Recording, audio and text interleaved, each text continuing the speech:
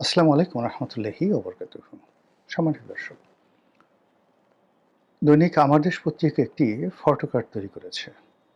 সেখানে জামালপুরে একই দিনে ৬ জন ধর্ষণের শিকার হয়েছেন এবং সেই ফটোকার্ডে জামালপুর যে ২৫০ শয্যার জেনারেল হাসপাতাল, সেই হাসপাতালের ছবিটি রেখে তারপর ফটোকার্ড তৈরি করা হয়েছে। একটি জেলাতে একই দিনে ৬টি ধর্ষণের মতো ঘটনা যদি ঘটে,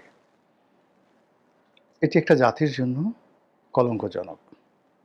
এর কারণ হলো, সমাজে যখন পছন শুরু হয়, সমাজে যখন অভিশাপ শুরু হয়, যুদ্ধ যখন সমাগত হয়, দুর্ভিক্ষ যখন হানা দেওয়ার জন্য একটা দেশের উপর এগিয়ে আসে, পঙ্গপালের মতো ধেয়ে আসে, তখন যে সকল অপরাধ মানে সিম্পটম হিসেবে সমাজে বেড়ে যায়, সেইগুলোর মধ্যে ১ নম্বর হলো ধর্ষণ। যে কোনো যুদ্ধ এবং যে কোনো দুর্ভিক্ষ, এই দুর্ভিক্ষ এবং যাকে বলা হয় যুদ্ধ, এটির পূর্বাভাস হলো যে ওখানে ব্যাপক হারে ধর্ষণ বাড়তে থাকে। আমি যখন আজকের এই ভিডিওটি করছি এবং এই যে ফটোকার্ডটির কথা বললাম আমার দেশে, সেটি আবার আমার যে ফেসবুক পেজ, সেখানে আমি এটা শেয়ার করেছি। তো কালকে একটা টেলিভিশন চ্যানেলে ছিলাম। তো টেলিভিশন চ্যানেলে তখন ওই খবরটা আমি দেখিনি। টেলিভিশন চ্যানেলে ছিলাম, একটি রাজনৈতিক দলের প্রধান ভদ্রলোক, সামরিক বাহিনীর একজন ব্রিগেডিয়ার, অবসরপ্রাপ্ত ব্রিগেডিয়ার। তো অফ ইয়ারে যখন আমাদের কথা হচ্ছিল বিরতির সময়, তখন তিনি বলছিলেন যে, রনি ভাই, এত অধিক পরিমাণে সারা বাংলাদেশে ধর্ষণ বেড়ে গেছে, যেটা আপনি কল্পনাও করতে পারবেন না। মানে এটা কিন্তু আমি তখনও জানতাম না যে এরকম একটা ঘটনা, জামালপুরের ঘটনা আসবে। রাতে প্রায় 11:30টার সময়, গতকাল রাতে 11:30টার সময় উনি এই কথা বললেন। তো আমি সোমবার দিন ৩০ তারিখ আজকের এই ভিডিও করছি, আর উনি ২৯ তারিখ রাতে এই ঘটনাটা আমাকে বললেন এবং তিনি সম্ভবত জামালপুরের ঘটনা তখনও জানেননি। জামালপুরের ঘটনার খবর আমি আজকে দেখেছি। তো উনি যেহেতু সেনাবাহিনীতে ছিলেন এবং সেনাবাহিনী বা আমাদের যে গোয়েন্দা সংস্থাগুলোর অনেক বড় বড় কর্মকর্তাদের সঙ্গে তাদের একটা ব্যক্তিগত পর্যায়ে যোগাযোগ থাকে, ফলে অনেক বিষয় তারা জানেন এবং নিজেরা আলোচনা করেন। তো সেই কথা তিনি আমাকে বলছিলেন। তখন আমি বিষয়টিকে একটু হালকা করার জন্য আমি বললাম যে, কারা করছে? তখন তারা বলল যে, স্বাধীনতা বিরোধী যারা চক্র, তারা এই কুকর্ম করছে। তখন আমি একটু হালকা মানে করার জন্য বিষয়টি আমি এমনি বললাম যে, ভাই, ১৯৭১ সনে ৭.৫ কোটি বাঙালি ছিল। এর মধ্যে ২ কোটি বাঙালি চলে গিয়েছিল। ২ কোটি বাঙালির চলে যাওয়ার পরে রইল কত? ৫.৫ কোটি বাঙালি। তো সেই ৫.৫ কোটি বাঙালির মধ্যে যদি অর্ধেক ধরেন, তাহলে ২.৫ কোটি নারী। তো এর মধ্যে যদি শিশু আর বৃদ্ধ এদেরকে বাদ দেন, তাহলে আপনি সাকল্যে ৫০ লাখ কিশোরী এবং যুবতী নারী ১৯৭১ সনে ছিল। তো ৫০ লাখ যুবতী নারীদেরকে টার্গেট করে যে দুর্বৃত্তরা ২ লক্ষ মহিলাকে ধর্ষণ করতে পারে, তো তারা কত খারাপ! তো সেই তুলনায় তো মানে এখন ১৮ কোটি মানুষ, ১৮ কোটি মানুষের মধ্যে যদি ৯ কোটি নারী ধরেন, ৯ কোটি নারীর মধ্যে যদি বৃদ্ধ এবং যুবতী তাদেরকে বাদ দেন, তাহলে ৩ কোটি। ৩ কোটি নারী কিশোরী থেকে যুবতীর মধ্যে আছে বা পৌরর মধ্যে আছে, যারা মানে ধর্ষণের শিকার হতে পারেন যেকোনো বয়সের মানে অপরাধী দ্বারা। তো আমি দুষ্টামি করে বললাম যে, সেখানে কয়টা ধর্ষণ হয়েছে? বাদ দেন এই সমস্ত জিনিস, ঠিক না। কিন্তু আজকে যখন আমি এই খবর দেখলাম, তখন আমার অন্তরাত্মা কেঁপে উঠল যে, এই যে ধর্ষণ বাড়লো, আবার কি একটা ৭১ আসছে? আবার কি একটা মুক্তিযুদ্ধ আসছে? আবার কি সেই রাজাকার আলবদরদের যে হায়নাসুলভ আচরণ, এর কি কোনো লক্ষণ আপনি দেখতে পাচ্ছেন?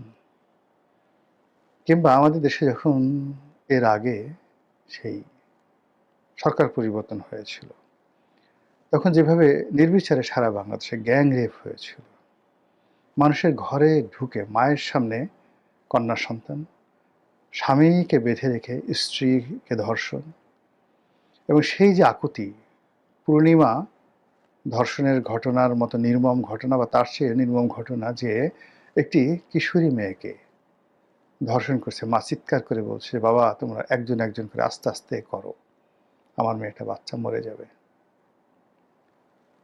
সেই রাক্ষসে যে ছোবল, রাক্ষসের যে ছোবল, সেটা কি আবার বাংলাদেশে ফিরে এলো? আমি জানি না। মূল ব্যাপার যদি আসে, তাহলে নিঃসন্দেহে আমরা ওই যে বললাম প্রকৃতিগতভাবে দুর্ভিক্ষ এবং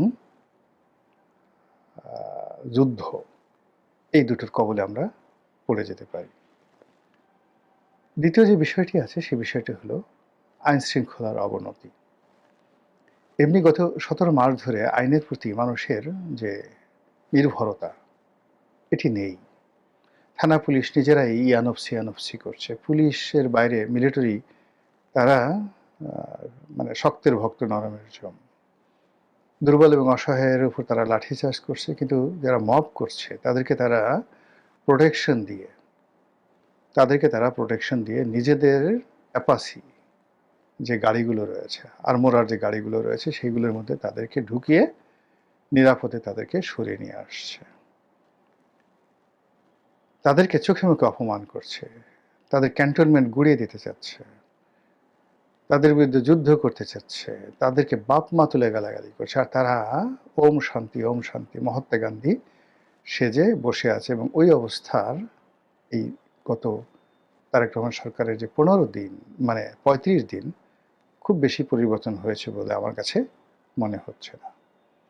অর্থাৎ আইন শৃঙ্খলা রক্ষাকারী বাহিনী এখনো তাদের বিশ্বাস ফিরে পায়নি। ওদিকে আগের যারা দুর্বৃত্ত ছিল, তাদের দুর্বৃত্তপনা বন্ধ হয়নি। তার সঙ্গে যারা নতুন ক্ষমতা লাভ করেছেন, তাদের মধ্যে যে দুর্বৃত্ত শ্রেণী রয়েছে, তারা নতুন করে আগের সেই মবকারীর সঙ্গে আবার নতুন করে তাদের আর একটা সিন্ডিকেট, কন্টেম্পোরারি তারা চালু করে ফেলেছে। ফলে চাঁদাবাজ, মাস্তান, গুন্ডা, বদমাইশ, তাদের যে একটা অভয়ারণ্য এই বাংলাদেশে তৈরি হয়েছে, খোদ সরকারের পক্ষ থেকে বলা হচ্ছে যে আগের অতীতের মতো অপারেশন ক্লিন হার্টের মতো করে একটি অভিযান তারা পরিচালনা করবেন।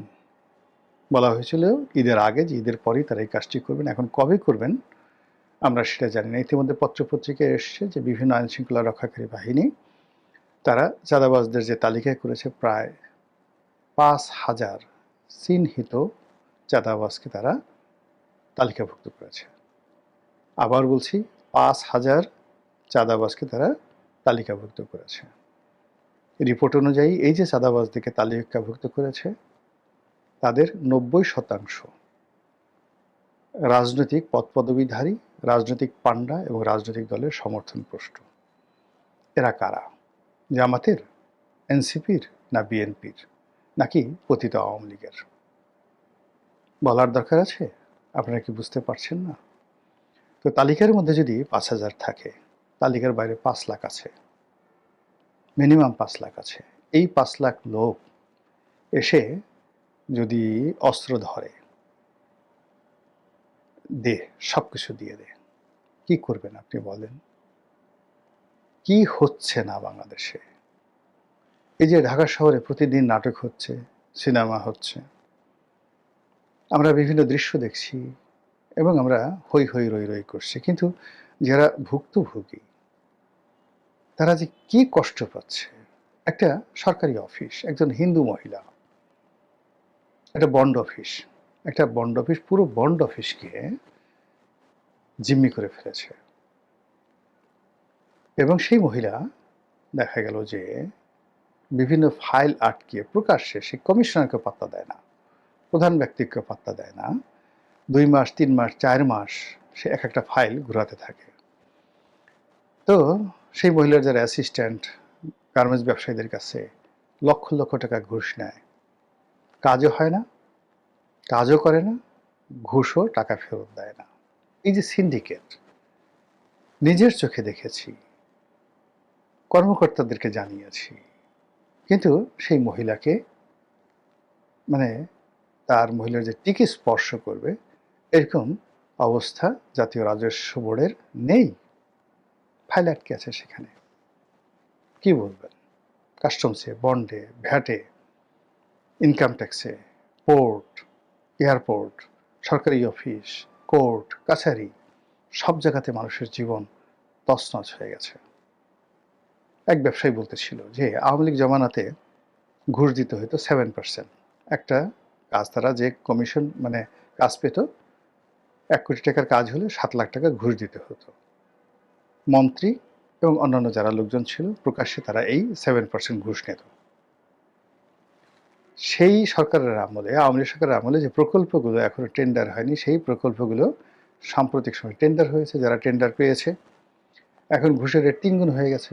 3টা সিন্ডিকেট, 3 সাতা 21%। তাদেরকে না দিলে তারা এই টেন্ডার অ্যাওয়ার্ড করবে না, টেন্ডার বাস্তবায়ন করবে না। তারা বলল যে আমরা এখন এই ব্যবসা কিভাবে করব? যদি ঘুষই দিতে হয় 21%, তাহলে আমি লাভ করব কত? কাজ করব কি? কিভাবে চলবে? তো এটা তো বিচ্ছিন্ন আমি দুটো ঘটনা বললাম। এর বাইরে যারা ভুক্তভোগী, যারা জামিনের জন্য ঘুরে বেড়াচ্ছেন, যাদের আসামিগুলো কারারুদ্ধ অবস্থায় আছে, একটার পর একটা ঘটনা ঘটছে। জামিন হচ্ছে, আরও 3টা মামলা দিয়ে জেল গেট তাকে গ্রেপ্তার করা হচ্ছে। এখন এই যে জামিনের জন্য এই সময়টাতে যে পরিমাণ টাকা খরচ হচ্ছে লোয়ার কোর্ট থেকে হাইকোর্ট পর্যন্ত, যেভাবে ভুক্তভোগীরা তাদের সব কিছু শেষ করে সেই একটা জামিনের জন্য সব কিছু বিনিয়োগ করলো, দেখা গেল যে জামিন হয়ে গেল, জামিনের পরে আবার 3টি নতুন মামলা। সেলিম হায়াৎ আইভীর মতো মানুষ বা সাবেক প্রধান বিচারপতি খায়রুল হকের মতো মানুষ, তাদের জামিন দেওয়ার কি দরকার ছিল? আপনারা বলতেন যে জামিন দেবো না, আটকে রাখবো। আবার জামিন দেওয়ার পরে কি দরকার ছিল তাদের বিরুদ্ধে আবার নতুন করে 3-4টা মামলা দেওয়ার? এগুলো তো আসলে একটা সরকারকে আসলে খুবই বিব্রতকর অবস্থায় ফেলে। এতে করে প্রধানমন্ত্রীর কি লাভ হবে, বিএনপির কি লাভ হবে আমি বলতে পারি না, কিন্তু পুরো সিস্টেমটা কেমন যেন একটা লডর ভডর হয়ে যাচ্ছে, ভীষণ রকম লডর ভডর হয়ে যাচ্ছে। তো এই যে বললাম যে আইনশৃঙ্খলা, তার সাথে সাথে এই যে ঘুষ, দুর্নীতি, ধর্ষণ, এরপরে জুলুম, অত্যাচার, চুরি ডাকাতি, রাহাজানি যেভাবে বাড়ছে, তার সঙ্গে পাল্লা দিয়ে আরও যে জিনিসগুলো বাড়বে, মাদকের ব্যবহার বেড়ে যাবে, তারপর মানুষের মধ্যে ফ্রাস্ট্রেশন বাড়বে, কাজ করার ক্ষমতা কমে যাবে, জিডিপি এমনিতে এবছর মাইনাস হবে, সেটা আরও নিম্নগামী হবে। তার সঙ্গে সঙ্গে রয়েছে যুদ্ধের প্রলয়, তার সঙ্গে সঙ্গে রয়েছে নতুন সরকারের হানিমুন পিরিয়ড, নতুন মন্ত্রী এমপিদের যে অনভিজ্ঞতা, সব মিলিয়ে কি মনে হয় আগামী দিনগুলো খুব ভালো যাবে? মহান আল্লাহ আমাদের সবাইকে হেদায়েত দান করুন এবং হেফাজত করুন। আসসালামু আলাইকুম ওয়া রাহমাতুল্লাহি ওয়া বারাকাতুহু।